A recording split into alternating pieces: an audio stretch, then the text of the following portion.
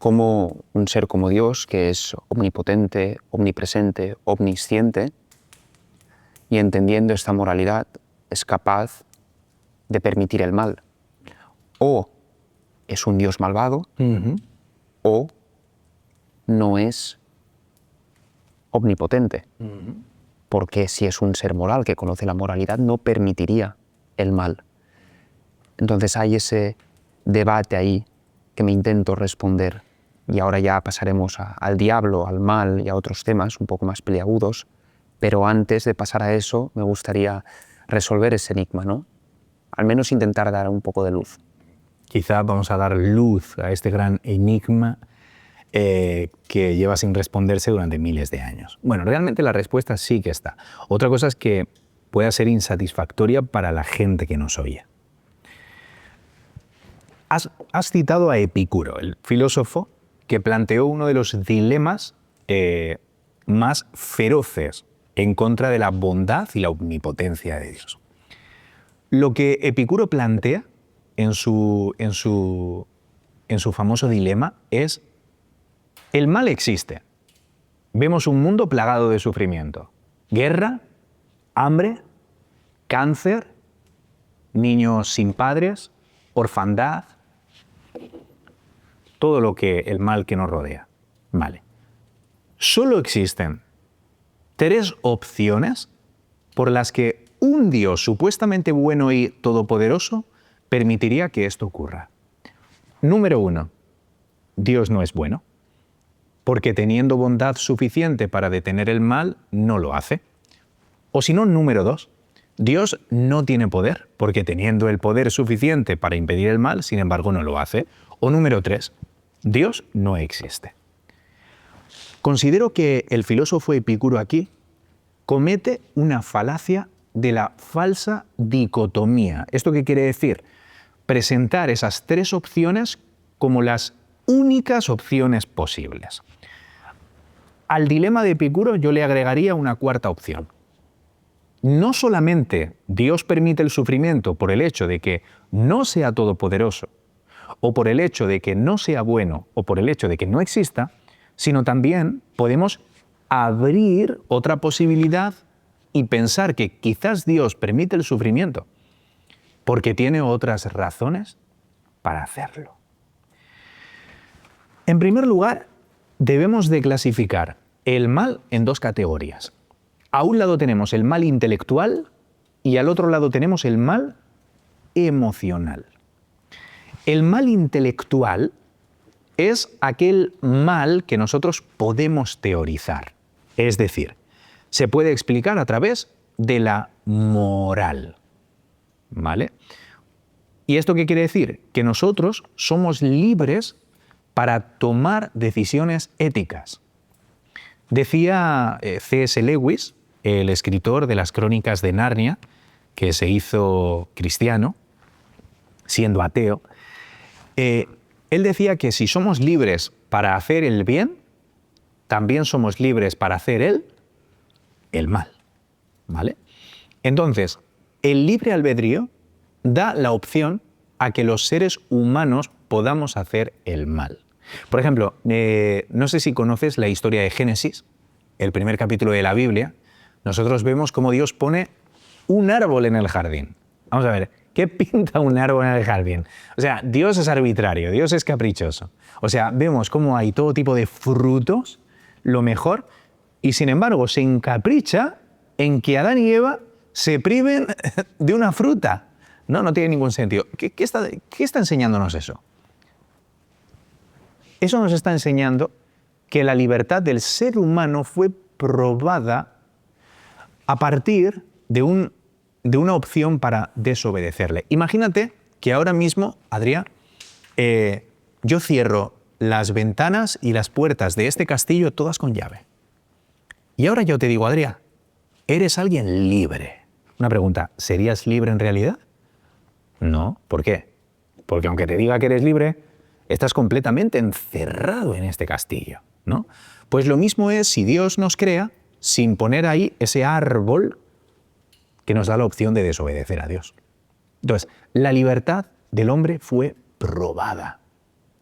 Y entonces, a causa del libre albedrío, nosotros tenemos la opción de obedecer a Dios o desobedecer a Dios. Pero ¿sabes qué nos da eso? Nos da la opción de amarle verdaderamente. Imagínate que Dios nos crea como robots, ¿vale? Seres autómatas. No tenemos la capacidad ninguna para desobedecer a Dios. Todas sus órdenes son, vamos, un cumplimiento para nosotros, ¿vale? Sin embargo, no podríamos amar a Dios voluntariamente. Siempre pongo el mismo ejemplo. Mi mujer, Kelly y yo decidimos ser papás hace un par de años y, claro, sabíamos que tener un hijo implica que se despierte por la noche con unos lloros increíbles, que quiere biberón, o que empiece a pintar en las paredes y tenga ganas de desobedecernos. O sea, nosotros sabíamos que tener un hijo implica que nos desobedezca en ocasiones, ¿vale? Pero es que nosotros decidimos tener un hijo y no un muñeco al que pulsando un botón hace todo lo que pidamos, porque aunque pueda desobedecernos voluntariamente, también puede amarnos voluntariamente y no es como un muñeco, ¿entiendes? Entonces, Dios del mismo modo decide crearnos asumiendo el riesgo de que podemos usar mal nuestra libertad, pero también sabe que, siendo libres, podemos amarle de verdad. Vale, este es, por un lado, el mal intelectual. El mal intelectual ha sido resuelto. El libre albedrío da respuesta a los sufrimientos que hay en este mundo. Es decir, el 90%, Adrià, de todo el mal que vivimos en el planeta es causado por la responsabilidad humana.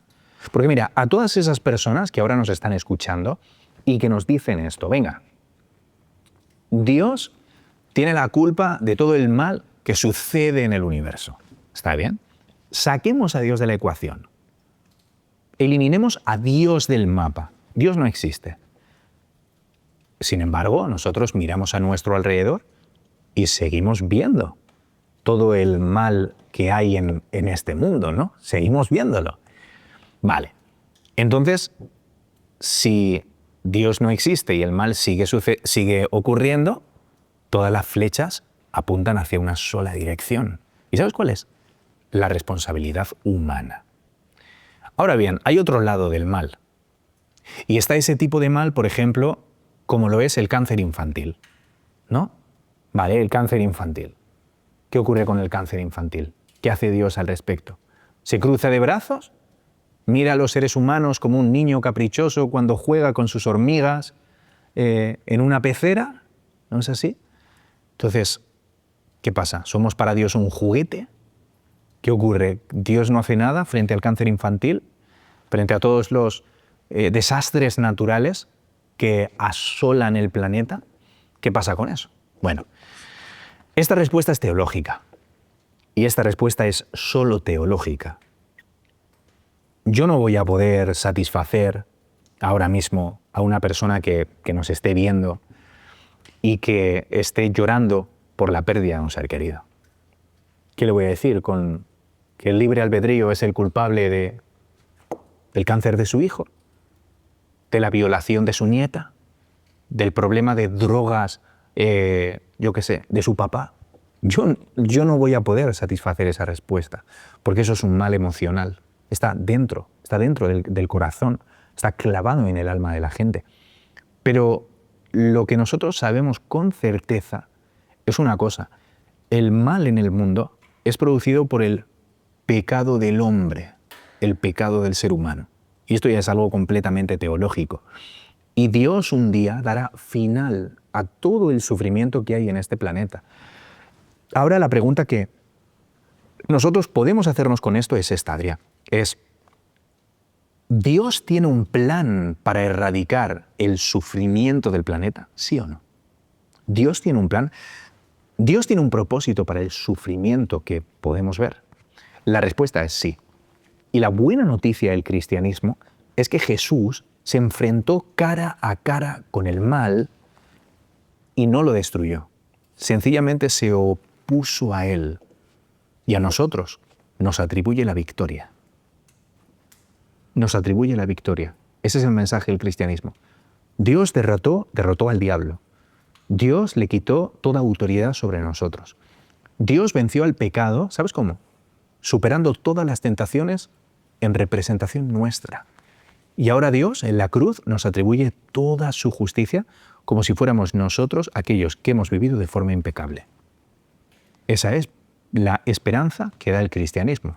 Porque hay una gran diferencia entre el consuelo que puede recibir una persona que no cree en Dios y entre el consuelo de una persona que puede recibir que cree en Dios, ¿no? Yo, por ejemplo, he sufrido mucho en la vida, pero sin embargo tengo el consuelo pleno y radiante de que Dios está conmigo y de que ese sufrimiento terminará un día.